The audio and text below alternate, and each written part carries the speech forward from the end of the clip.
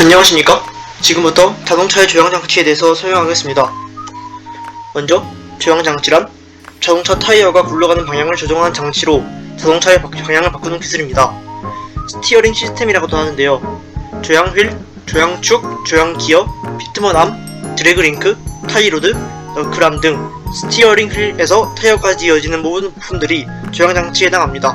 이때 축을 중심으로 회전하는 부품은 암, 밀거나 당기는 부품을 로드라고 합니다. 운전자가 조향휠을 조작하면 연결된 조향축에 회전력이 전달되면서 그 끝에 달린 조향기어도 같이 회전합니다. 이때 조향기어 속 톱니바퀴에 의해 회전 운동이 직선 운동으로 바뀌고 좌우의 타이로드가 그 움직임을 너클에 전달하면서 타이어의 방향이 변환됩니다. 다음으로는 자동차의 조향장치의 종류에 대해서 알아보겠습니다. 조향장치는 채택한 서스펜션과 작동 방식에 따라 종류가 나뉩니다. 먼저 서스펜션에 따라서는 일체 차축 현가식 조향장치와 독립 현가식 조향장치가 있습니다.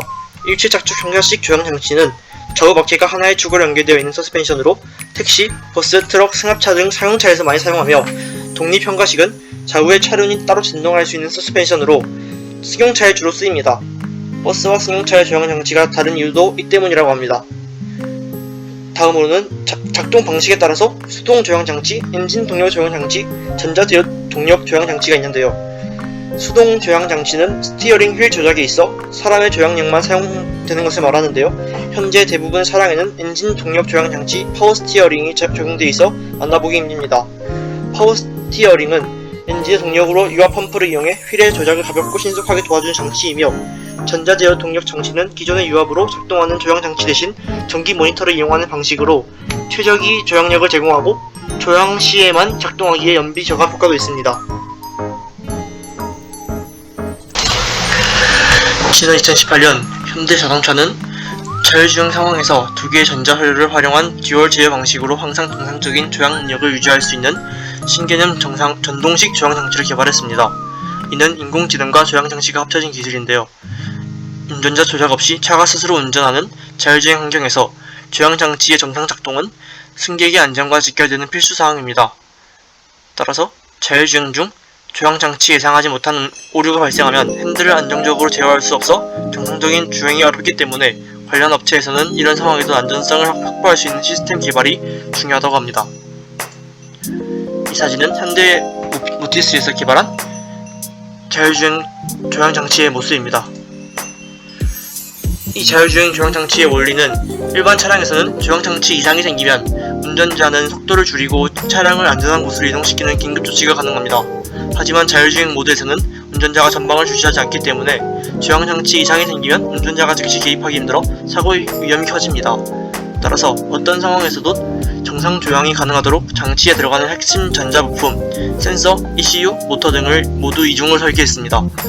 하나의 조향장치 안에 두 개의 독립된 전자회로를 적용해 하나가 고장나더라도 나머지 회로가 정상 작동해 안정적인 주행 상태가 유지되는 것입니다. 다음으로는 현대자동차에서 보여준 영상을 하나 보겠습니다.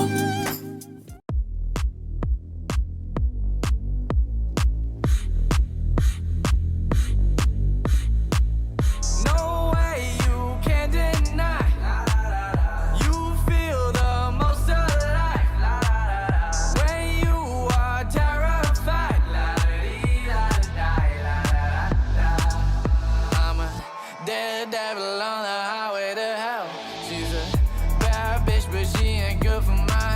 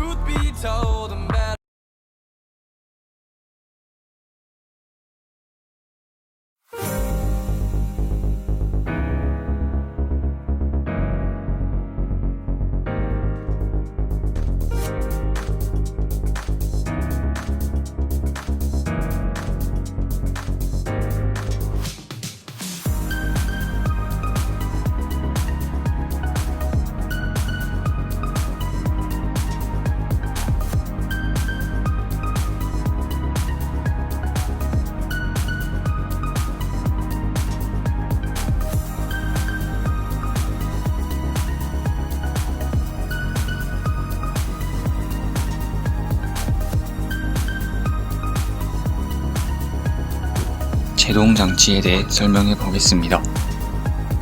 제동장치는 주행 중인 차량의 정지, 감속, 주차 상태를 유지해주는 장치로 핸드브레이크, 유압브레이크 등이 있습니다.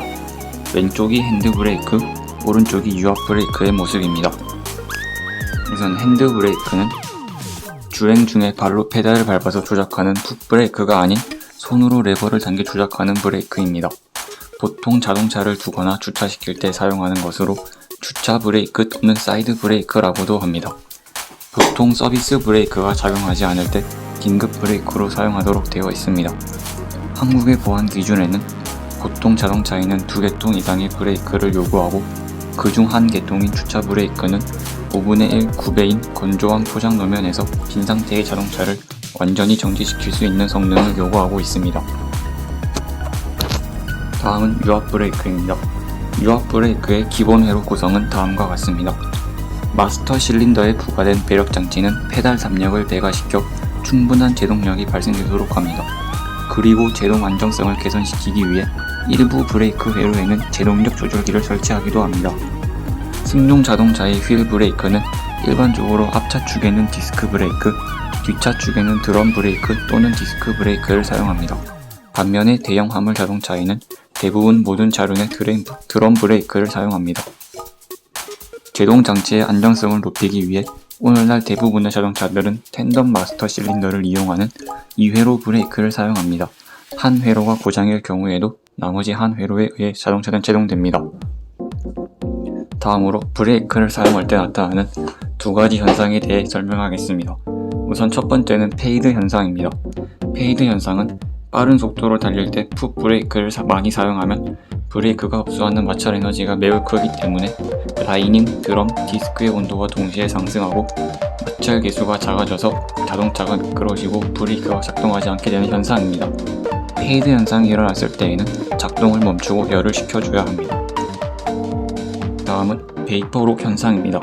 베이퍼록 현상이란 브레이크 오일 속에 기포가 형성되어 브레이크가 잘 작동되지 않는 현상을 말합니다. 주로 긴 내리막길 등에서 짧은 시간에 풋 브레이크를 지나치게 자주 사용하면 높은 마찰열과 함께 오일 속에 기포가 생겨서 브레이크가 멈추는 현상입니다. 베이퍼록의 주된 발생 원인으로는 회로 내의 잔압이 저하된 경우, 비점이 낮은 브레이크 오일을 사용한 경우, 드럼과 라이닝의 끌림에 의해 과열된 경우, 긴 내리막길에서 과도한 브레이크를 사용한 경우, 불량 오일을 사용하거나 오일에 수분이 과다하게 함유된 경우가 있습니다. 베이퍼록을 방지하기 위해서는 기관 브레이크를 같이 사용하거나 비점이 높은 양질의 브레이크 오일을 사용하여야 합니다. 방지하기 위해